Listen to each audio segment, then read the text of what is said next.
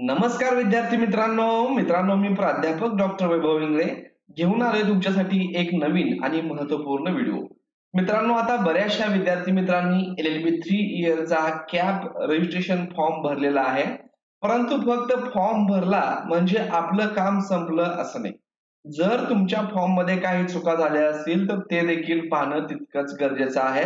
जर तुम्ही असंच फॉर्म भरून बसलात आणि ज्याच्यामध्ये डॉक्युमेंट व्हेरिफिकेशन मध्ये तुमचा एखादा डॉक्युमेंट रिजेक्ट झाला असेल तर तुम्हाला खूप महागात पडणार आहे, कारण तुमचा फर्स्ट आणि सेकंड कॅप राऊंड मध्ये विचार केला जाणार नाही। मग हे डॉक्युमेंट व्हेरीफाय झालं आहे का, आपलं एखादं डॉक्युमेंट रिजेक्ट झालंय का, आणि रिजेक्ट झालं असेल तर ते परत आपण कसं अपलोड करू शकतो, ते कशामुळे रिजेक्ट झालं, या आणि अशा अनेक प्रश्नांची उत्तरं आपण या व्हिडिओमध्ये पाहणार आहोत। मित्रांनो, व्हिडिओ सुरू करण्यापूर्वी तुम्ही जर चॅनलला नवीन आला असाल, चॅनलला आणखी सबस्क्राईब केलं नसेल तर चॅनलला सबस्क्राईब करा, तुमच्या मित्रांना शेअर करा। असेच नवीन माहितीपूर्ण अपडेट तुम्हाला मिळत राहतात। चला तर सुरू करूया व्हिडिओ।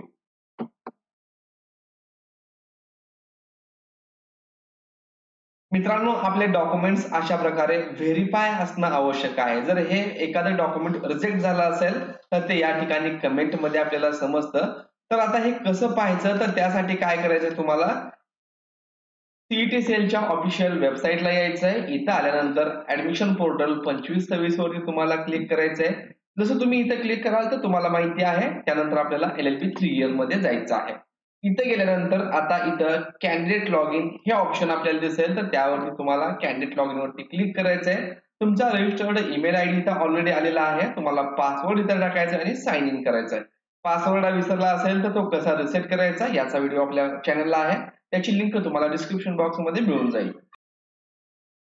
आता इथे साइन इन केल्यानंतर तुमच्या समोर अशा प्रकारचं एक पेज येणार आहे आणि तुम्ही इथं पाहू शकता डॉक्युमेंट व्हेरिफिकेशन व्हेरीफाईड। हे स्टेटस व्हेरीफाईड असेल तर तुम्हाला कुठल्याही प्रकारची चिंता करण्याची गरज नाही, परंतु पार्शियली व्हेरीफाईड किंवा डॉक्युमेंट रिजेक्टेड असं काही रिमार्क असेल तर आपल्याला काय करायचं आहे, तर तेव्हा आपल्याला चेक डॉक्युमेंट व्हेरिफिकेशन स्टेटस यावरती क्लिक करायचं आहे। जसं तुम्ही यावरती क्लिक कराल तर तुमच्या समोर हे पेज ओपन होणार आहे। आता इथं पहा, सर्व डॉक्युमेंट हे आपण अपलोड केलेले इथं व्हेरीफाईड असं आलेलं आहे, कुठलेही डॉक्युमेंट रिजेक्ट झालेलं नाही। जे डॉक्युमेंट व्हेरीफाय असतील तिथं व्हेरीफाय येईल, एखादं डॉक्युमेंट रिजेक्ट झालं असेल तर तिथं कमेंट येईल प्लीज रिअपलोड। आता इथं होतं काय, कन्व्हर्जन सर्टिफिकेट मध्ये बऱ्याचशा वेळेस तुमचं ग्रॅज्युएशनचं जे आहे ते रिजेक्ट केलं जातं।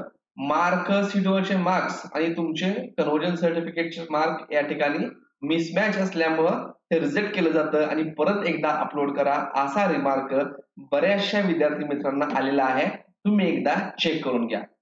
जर तुम्हाला अशा प्रकारचा रिमार्क आला असेल आणि तुमचं डॉक्युमेंट कन्व्हर्जन सर्टिफिकेट रिजेक्ट झालं असेल तर कन्व्हर्जन सर्टिफिकेटचा व्हिडिओ तो कसं बनवायचं, काय करायचं, तो आपल्या चॅनलला आहे, त्याची लिंक तुम्हाला डिस्क्रिप्शन बॉक्स मध्ये आणि वरती आय बटन मध्ये भेटून जाईल। ते व्यवस्थित पहा आणि तशा प्रकारे ग्रॅज्युएशनचं तुमच्या डिग्रीचं कन्व्हर्जन सर्टिफिकेट करून अपलोड करा, निश्चितच ते व्हेरीफाय होणार आहे।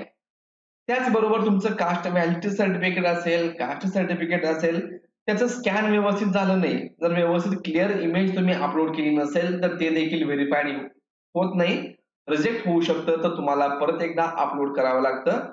जर इथं कमेंट मध्ये तसा मेसेज आला तर व्हेरीफाईड झालं असेल तर काही करण्याची गरज नाही। आणि आणखीन एक विद्यार्थ्यांची चूक इथं होते, त्यांचं नॉन क्रिमिलियर सर्टिफिकेट असतं, त्याची व्हॅलिडिटी मार्च 2025 असेल तर ते देखील या ठिकाणी रिजेक्ट होतं। तुम्हाला मार्च 2026 किंवा त्या पुढची व्हॅलिडिटी असणारं नॉन क्रिमिलियर अपलोड करावं लागणार आहे। तर सर्व डॉक्युमेंट व्हेरीफाईड असतील तर तुम्हाला काही करण्याची गरज नाही, तुमचा फॉर्म हा ओके झालेला आहे। पण ज्यांच्या फॉर्म मध्ये गडबड असेल तर त्यांनाही इथं दिसेल आणि मग त्यांना इथं रिअपलोडचा ऑप्शन येणार आहे।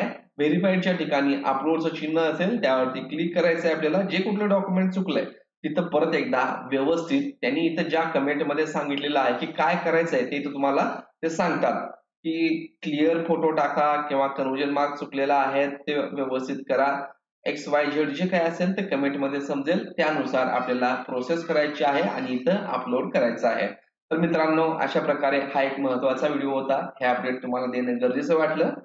व्हिडिओ आवडला असेल तर चॅनलला लाईक करा, सबस्क्राईब करा, तुमच्या मित्रांना शेअर करा। धन्यवाद।